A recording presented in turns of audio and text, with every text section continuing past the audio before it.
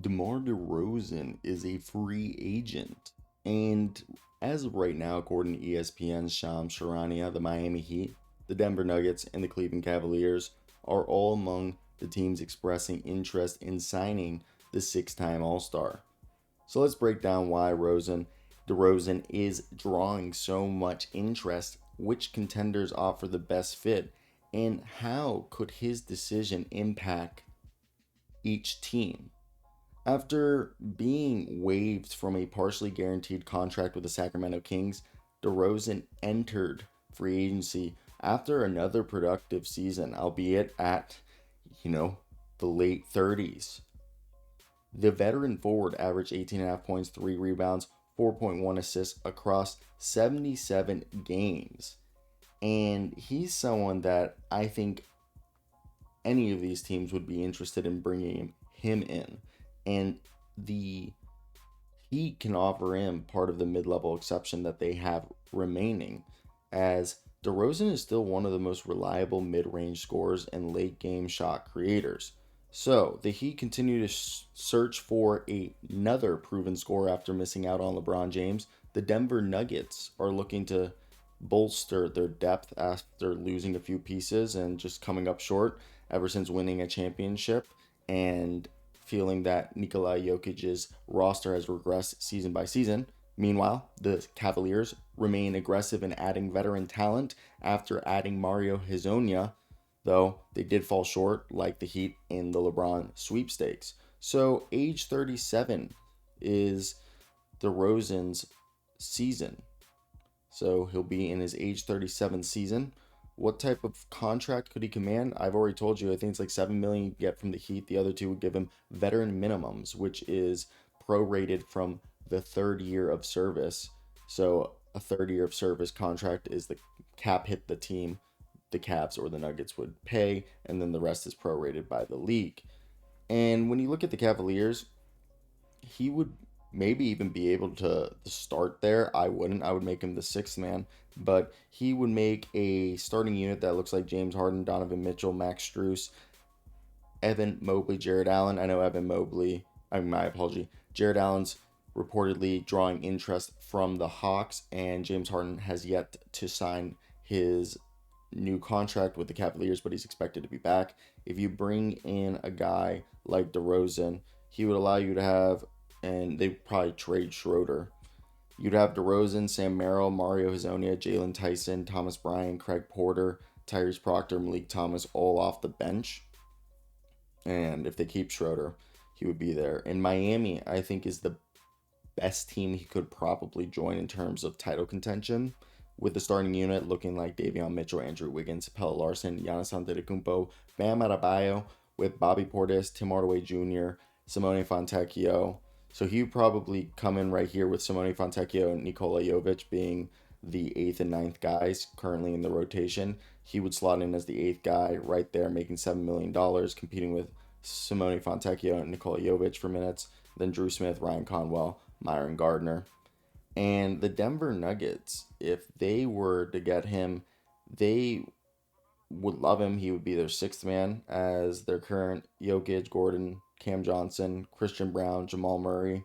They're probably going to re-sign Payne Watson either to the qualifying offer or to a multi-year extension. I guess it wouldn't be extension, but new contract. So right now, DeMar DeRozan, even with Payne back, would probably be your sixth man. Then it'd be Payne or vice versa, and then you'd have Spencer Jones, and because right now it's just Watson, Strother, Jones, Marvin Bagley, Alpha Diallo, then it's Zeke Nanji, Tyus Jones, Trevon Brazil, Deron Holmes.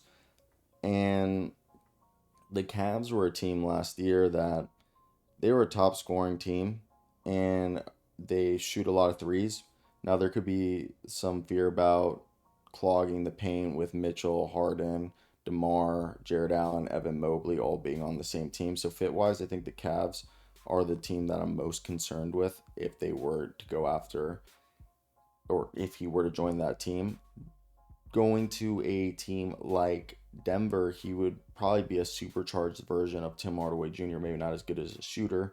And the Nuggets, yeah, they were 11th in made threes per game, first in 3-point percentage. but they were bottom team in field goal attempts.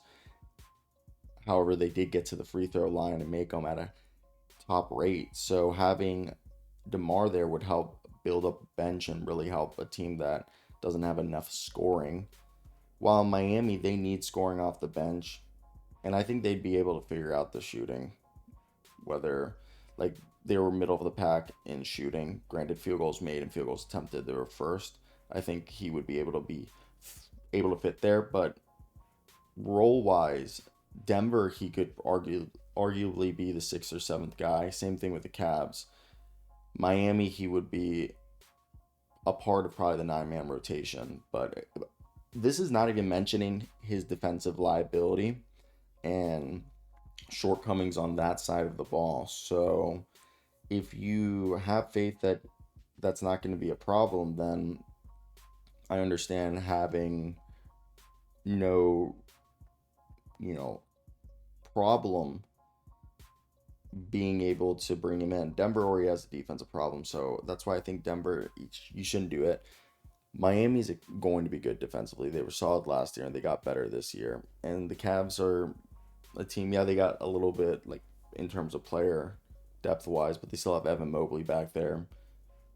And that's going to help clean up a lot of things. So to me, I think and DeMar's offering nothing defensively. With that being said, which or how would you think the best fit is team wise for DeMar? I do think it's either, I think minutes wise, he's going to get the most minutes probably in Denver.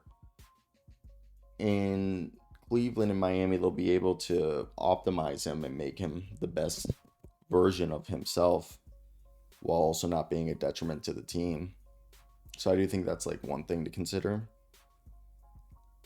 Outside of that, man, like it's it is an interesting situation for a guy like DeMar where this past season he's still able to produce at a high clip. 77 games, he's played 70 plus games, basically over 74 games since 2021. And besides those two, in like those 2 seasons with the Spurs, he dropped to 60, but he never has played less than 60 games, so he's always going to be available.